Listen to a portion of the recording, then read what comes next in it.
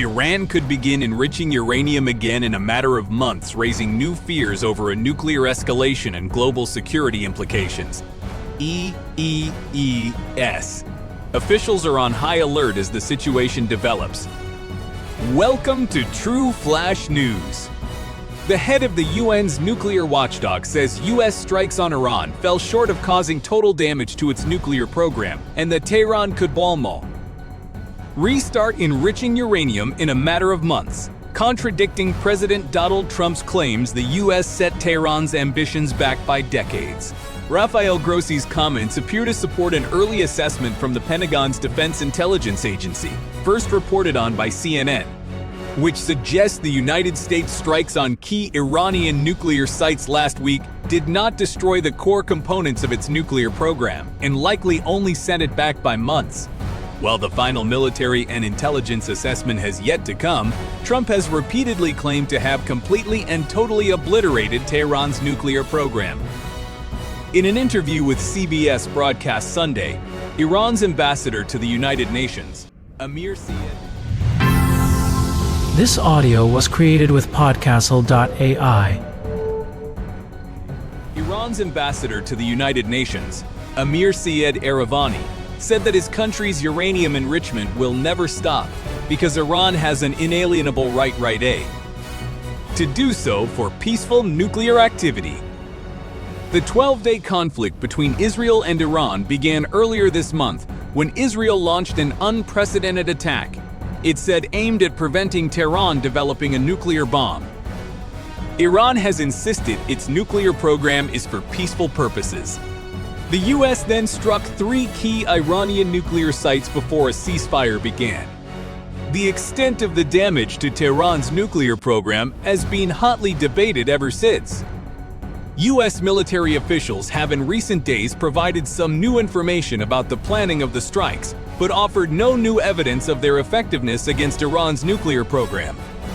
Following classified briefings this week, Republican lawmakers acknowledged the U.S. strikes may not have eliminated all of Iran's nuclear materials, but argued that this was never part of the military's mission.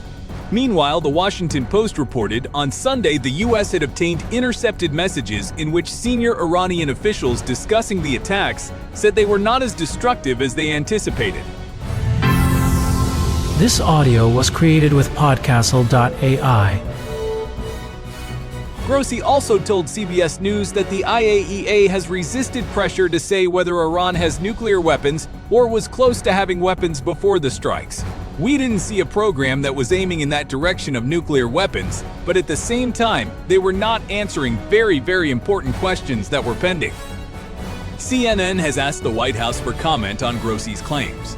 Asked about Grossi's interview with CBS, one U.S. official pointed to comments the IAEA chief had previously made that described a very serious level of damage. As Rafael Grossi said just days ago, the difference between Iran's nuclear program before and after Operation Midnight Hammer is night and day, and a very serious level of damage was done, the official said. Iran has no air defenses, so the idea that they can just start rebuilding a nuclear weapons program is nonsense. As the President Donald Trump has said, Iran will never obtain a nuclear weapon, added the official. In his interview with CBS, Grossi also stressed the need for the IAEA to be granted access to Iran to assess nuclear activities. He said Iran had been disclosing information to the agency up until recent Israeli and U.S. strikes, but that there were some things that they were not clarifying to us. In this sensitive area of the number. This audio was created with Podcastle.ai. Not clarifying to us. In this sensitive area of the number of centrifuges and the amount of material, we had perfect view, he said. What I was concerned about is that there were other things that were not clear. For example, we had found traces of uranium in some places in Iran, which were not the normal declared facilities. And we were asking for years, why did we find these traces of enriched uranium in place X, Y, or Z? And we were simply not getting credible answers. The initial Pentagon assessment said Tehran may have moved some of the enriched uranium out of the sites before they were attacked, but Trump has insisted nothing was moved. It's logical to presume that when they announce that they are going to be taking protective measures, this could be part of it moving the material.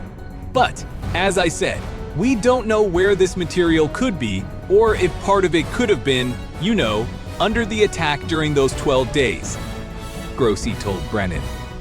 Meanwhile, Tehran has made moves towards withdrawing from international oversight over its nuclear program. Iran's parliament passed a bill halting cooperation with the UN nuclear watchdog, while the foreign minister, Abbas Araghchi, also said that the country could also rethink its membership of the Non-Proliferation Treaty, NPT, which prohibits signatories from developing nuclear weapons.